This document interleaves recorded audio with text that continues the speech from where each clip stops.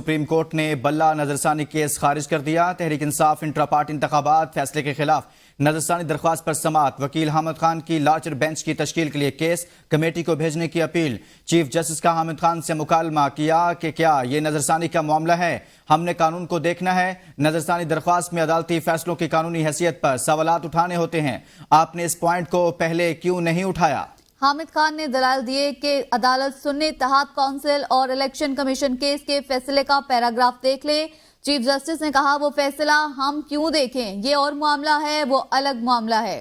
اسی بارے میں بات کریں گے نمائندہ اے بی این نیوز بشارت راجہ سے۔ جی بشارت، مزید کہیے گا۔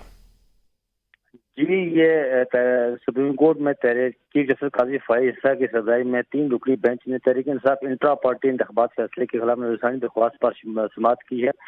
جب سماعت شروع ہوئی تو تحریک انصاف کے وکیل حامد خان روسٹرم پر گئے اور انہوں نے عدالت سے کہا کہ میں نے درخواست دی تھی کہ اس کی لارجسٹ بینچ کی تشکیل کی جائے اور کہ یہ کیس لارجسٹ بینچ سنے گا، یہ کیس یہ بینچ نہیں سن سکتا، یہ نظرثانی کا معاملہ ہے، ہم نے قانون کو دیکھنا ہوتا ہے۔ چیف جسٹس نے اس موقع پر حامد خان سے یہ مکالمہ کیا تو چیف جسٹس نے یہ بھی کہا کہ نظرثانی درخواست پر عدالتی فیصلوں قانونی حیثیت پر سوالات اٹھائے جاتے ہیں، آپ نے اس پوائنٹ کو پہلے کیوں نہیں ریز کیا، کیوں نہیں اٹھایا، آپ کیس کو چلا لیں۔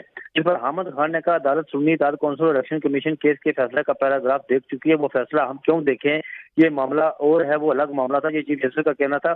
انہوں نے یہ بھی کہا مخصوص نشستوں کے کیس پر نظرثانی زیر التوا ہے۔ چیف جسٹس قاضی فائز عیسیٰ نے یہ بھی کہا ہم کوئی ایسا فیصلہ نہیں دیکھیں گے جس پر نظرثانی کی درخواست ہے۔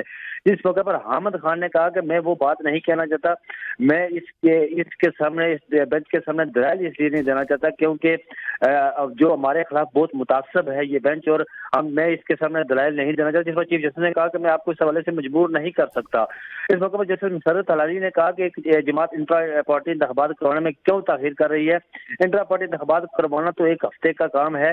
جس پر چیف جسٹس نے کہا کہ کیس میں گوہر علی خان، نیاز اللہ نیازی، علی ظفر بھی تھے، ان میں سے کوئی دلائل دینا چاہتا ہے تو دے سکتا ہے۔ اس موقع پر بیرسٹر علی ظفر روسٹرم پر گئے تو انہوں نے کہا جی کہ عدالت کو بتایا کہ ایک اور 26ویں آئینی ترمیم منظور ہو چکی ہے اور ایک آئینی بینچ بھی بن چکا ہے اور یہ کیس اس بینچ کے سامنے جائے گا۔ اس موقع پر حامد خان اور چیف جسٹس کے درمیان تلخ کلامی بھی ہوئی، جس پر چیف جسٹس نے کہا جی کہ میں کسی بینچ کسی آئینی ترمیم کے حوالے سے میرے سامنے ابھی کوئی کاغذ کا ٹکڑا نہیں آیا، میں کوئی بات نہیں کروں گا، اگر آپ دلائل دینا چاہتے ہیں تو دیں۔ جی بہت شکریہ بشارت راجہ، اس حوالے سے آگاہ کر رہے تھے۔